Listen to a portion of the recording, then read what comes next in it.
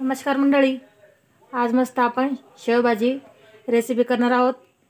त्यासाठी मी 2 चमचे मोठे तेल घेतलेले आहे, बारीक चिरून केलेला कांदा आहे, मोठे टोमॅटो आहे 2, थोडे जाडसर आपले कढीपत्ता आहे, तेजपान, हिरवी मिरची आहे आणि अद्रक लसणाची पेस्ट आहे। मोहरी टाकून घेऊया। तेल तापले की छानपैकी जिरे टाकणार आहे थोडेसे, अर्धा चमचा।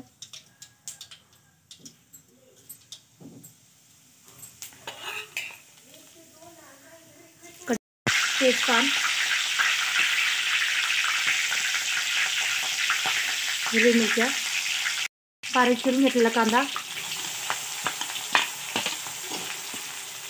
छानपैकी लाल होईपर्यंत आपल्याला हे सर्व साहित्य तळून घेणार आहोत।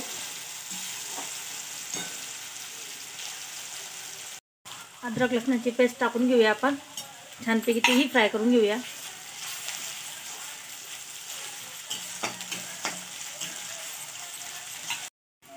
एक चमचा कांदा लसूण मसाला आहे, घरगुती काळा मसाला आहे, 1 चमचा लाल तिखट आणि तर्रीची मिरची आहे 1 चमचा, हळद।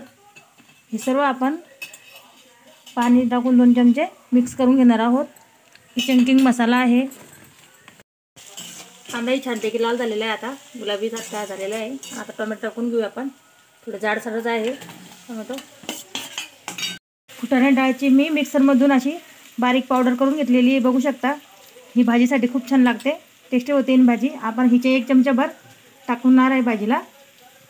साठी मीठ, शेवमध्ये पण मीठ राहतं ना, आपण थोडे कमी टाकणार आहोत ना। आणि हे सर्व साहित्य आपण मसाले मिक्स केलेले तेही छानपैकी फ्राय करून घेऊया तेल सुटेपर्यंत। आणि कोथिंबीर टाकून घेऊया थोडीशी।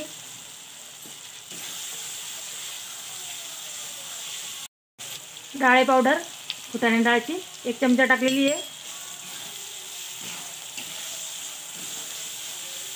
घट्टपणा येतो।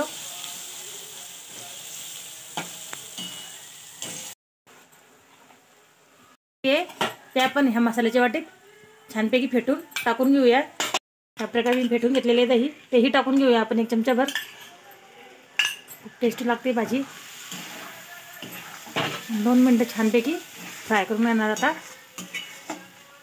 जशी भाजी लागणार त्याचे पाणी आपण टाकून घ्या थोडेसे।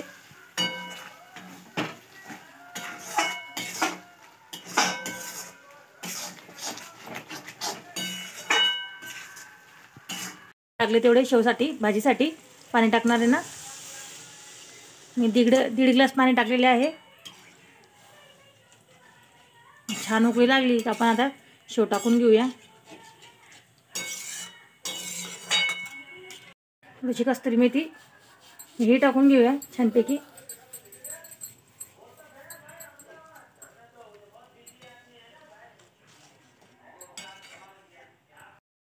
बघू शकता छानपैकी उकळी लागलेली आहे आता मस्त। आता शेव टाकून घेऊया।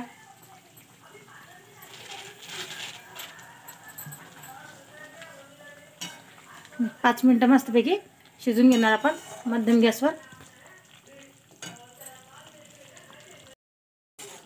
बघू शकता किती छान भाजी झालेली आहे आपली, एकदम टेस्टी आणि दिसायलाही किती सुंदर दिसत आहे।